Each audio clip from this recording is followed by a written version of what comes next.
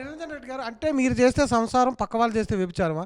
ఇదే BRS party టీడీపీని విలీనం చేసుకుంది, కాంగ్రెస్ని విలీనం చేసుకుంది, వాళ్ళకి ప్రతిపక్ష హోదా కూడా లేకుండా చేసింది. అప్పుడు ఇవేవి మీకు ప్రజాస్వామ్యం ఇవన్నీ కనిపించలేదా? మీరు వ్యక్తిగతంగా ఒక శాసనసభ్యుడు వస్తే మేము చేర్చుకోలేవరిని.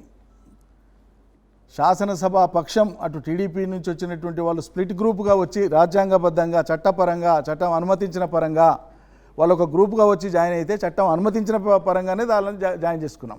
కాంగ్రెస్ నుంచి వచ్చిన వాళ్ళు కూడా కాంగ్రెస్ శాసనసభ పక్షంగా తీర్మానం చేసుకొని వస్తే జాయిన్ చేసుకున్నాం, వ్యక్తులుగా జాయిన్ చేసుకోవాలి. ఇది మీరు గమనించాలి. వాళ్ళకి మాకు ఈ చట్ట పరిధిలో అమల్లో ఉండేటువంటిది చట్టం అనుమతించేటువంటి రాకుండా తలసాని శ్రీనివాస్ యాదవ్ ఫస్ట్ మంత్రివర్గంలో తీసుకున్నది కేసీఆర్ గారు కాదా? అవునా? నేనేమంటానంటే అదే మీకు ప్రామాణికమైతే మీరు మాట్లాడద్దు, ఇంకేం మాట్లాడొద్దు. రాహుల్ గాంధీ ఏం మాట్లాడొద్దు, కాంగ్రెస్ పార్టీ ఏం మాట్లాడొద్దు. మరి అదే ప్రామాణికమైతే అదే మాట చెప్పమనండి రాహుల్ గాంధీని, అదే మాట చెప్పమనండి ఈ రాష్ట్ర కాంగ్రెస్ అధిష్టానాన్ని.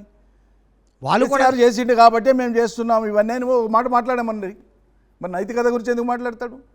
నిన్ననే కదండి రాహుల్ గాంధీ తన ఎంపీ సహచరులను అందరినీ తీసుకొని కుడి చేతితో రాజ్యాంగ పుస్తకాన్ని పట్టుకొని ఎడమ చేతితో ప్రమాణం చేసి నీతులు వల్లించింది ఎందుకు? మరి ఈ భారత ప్రజాస్వామ్యాన్ని అపహాస్యం చేయడానికా? కాబట్టి వాళ్ళు అనుసరించమని చెప్తున్నారు దేశానికి. ఏం చెప్తున్నారు అది చర్చిద్దాం. ఒకవేళ సపోజ్ ఏదైనా మేము పొరపాటు చేసినాం, మీకు పొరపాటే ప్రామాణికం అని చెప్పండి. మరి ఈ తప్పునే మేము ప్రామాణికంగా అంగీకరిస్తున్నాం అని చెప్పండి.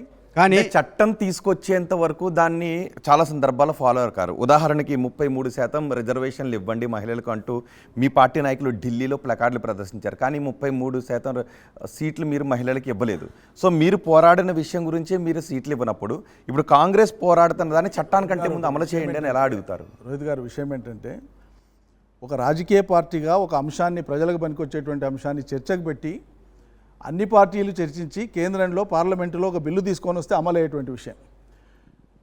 ఒక సూచన చేసినప్పుడు ఆ సూచన పార్టీగా పాటించేది కాదు, శాసనంగా పాటించాల్సింది, చట్టంగా రావాల్సింది.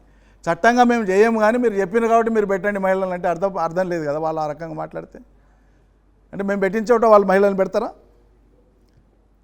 మేము పెట్టినాము ఒక చోట వాళ్ళు మహిళలను పెడతారా? పెట్టరు కదా. మీరు పోరాటం చేసిన దాని మీద మీరు కాన్స్టిట్యూషనల్ ప్రొవిజన్ క్రియేట్ అయ్యి ఒక మ్యాండేట్ క్రియేట్ అయితే ఇవాళ ఎస్సీ ఎస్టీలకు ఎట్లయితే రిజర్వేషన్స్ ఉన్నాయో అక్కడ వేరే వాళ్ళని పెట్టలేం కదా. అట్లే మహిళలకు పెట్టమంటున్నాం. నిరంతరంగా ఒక రక్షణ గురించి అడగలేదు. మీరు ఏదైతే రాహుల్ గాంధీ అన్నారో ఫిరాయింపుల చట్టాన్ని పక్కాగా అమలు చేస్తామన్న దాని గురించి ఇప్పుడు వాళ్ళు మా పార్టీ నాయకులను ఎలా తీసుకుంటారని అడుగుతున్నారు. సో దాని మీద ఇంకా పోరాటం చేయాల్సిన అవసరం ఉంది, దాన్ని ఇంకా స్ట్రెంగ్తన్ చేయాల్సిన అవసరం ఉంది. బిఫోర్ దట్ మీరు ఏదైతే గతంలో చేశారో వాళ్ళు కూడా తెలంగాణలో అదే చేస్తున్నారు. రోహిత్ గారు, ఒక విషయం ఏంటంటే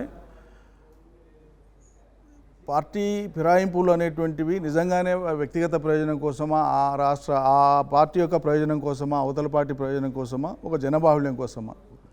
ఎక్కడైనా సరే ఒక ఉద్యమ ప్రస్థానంలో అనివార్యమైనటువంటి రాజీనామాలు మేము చాలా చేసినాం. అని ఉద్యమ ప్రస్థానం తర్వాత కదా ఇవన్నీ చెప్తున్నాం ఆ క్రమంలోనే. కాబట్టి ఈ చేసేటువంటి క్రమంలో అది ప్రజాహితమైంది అనుకుంటేనంటే వాళ్ళు ప్రజా సమూహం నుంచి మద్దతు వస్తారంటే అదొక అంశం. అది మాత్రమే అంశం కాదు.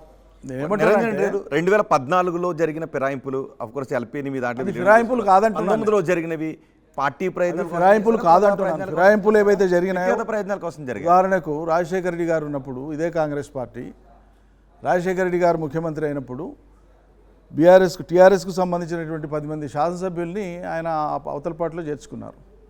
మరి దాని మీద మేము పోరాడినాం కదా ఆ రోజు. అంటే పరంగా పోరాడినాం కదా. రాజకీయ పార్టీ అందరూ నెక్స్ట్ తరానికి నేర్పుతూ ఉన్నారు ఫిరాయింపులు ఎలా చేయాలి, వాటిని ఎలా సమర్థించుకోవాలి. మేము ఫిరాయింపు అదే ఫాలో అవుతున్నారు. ఇప్పుడు కాంగ్రెస్ కూడా అదే ఫాలో అవుతుంది మళ్ళీ, రైట్? కాంగ్రెస్ ఫాలో అయ్యేటువంటి దాన్ని, వాళ్ళు ఉల్లంఘించి ఫాలో అయ్యేటువంటి దాన్ని మీరు డైల్యూట్ చేసి చిన్నగా చేసి చూపిస్తున్నారు. టీఆర్ఎస్ చేసినటువంటి దాన్ని మ్యాగ్నిఫై చేసి చూపిస్తున్నారు. టీఆర్ఎస్ చేసింది పార్టీ ఫిరాయింపు కాదు, అవతల పార్టీ స్ప్లిట్ చేసి వస్తేనంటే స్ప్లిట్ గ్రూప్ని మనం యాక్సెప్ట్ చేసి చట్టబద్ధంగా చేస్తాం. అసలైన తొలి వెలుగు. ఫాలో వాట్సాప్ @తొలి వెలుగు official.